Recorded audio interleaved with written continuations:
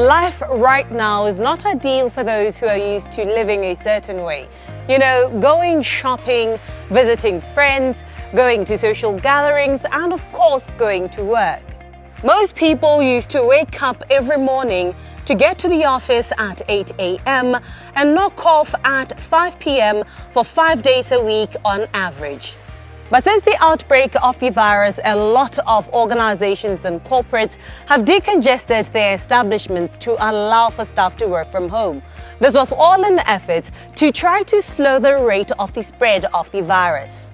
With the rollout of the vaccination program, there's a sense of hope that maybe we will have a little bit of life as we knew it before the pandemic. While the vaccines do not prevent an individual from contracting the virus, they do prevent mild to severe disease. With that being the case, maybe over time some offices will once again open their doors for staff to work from full time. That would also mean that the economy will return to normality. But on the downside, it would also mean that some people will have anxiety about going back to work and their safety as regards the virus. In that case, what should they do to best ensure their health, safety, and daily routine? We're here with Dr. Kiran Bhagat. I think the most important thing to understand is the measures that have taken place over the last 12 to 18 months must continue within the workplace, making sure that you are socially distancing, making sure where possible there is some sort of rota-based system, that your desk spaces are widely apart, 6 to 7 meters apart. Prime to me is to make sure that the office is well ventilated. If there's not enough ventilation, for example, in Belgium, schools are now absolutely regulated by law to make sure that there's appropriate ventilation within a school place, within a hall, within an assembly theatre.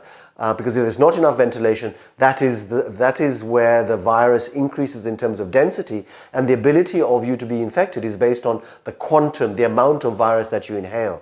So if there's lots of ventilation, lots of windows open, good fresh air, this is important in the workplace. In terms of the anxiety, it's important to remember that you wash your hands, that you don't, the shaking hands and the hugging and those intimate things that used to occur perhaps in the workplace should be something of the distant past for the moment, making sure that everybody is vaccinated.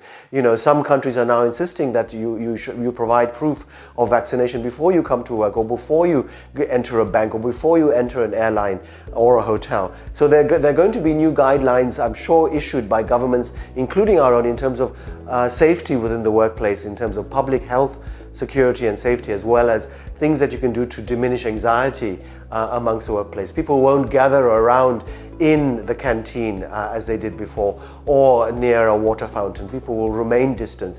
Those are sensible issues that should be continued into the workplace to reduce the anxiety that often will occur in terms of your colleagues. This program was brought to you in association with First National Bank of Botswana.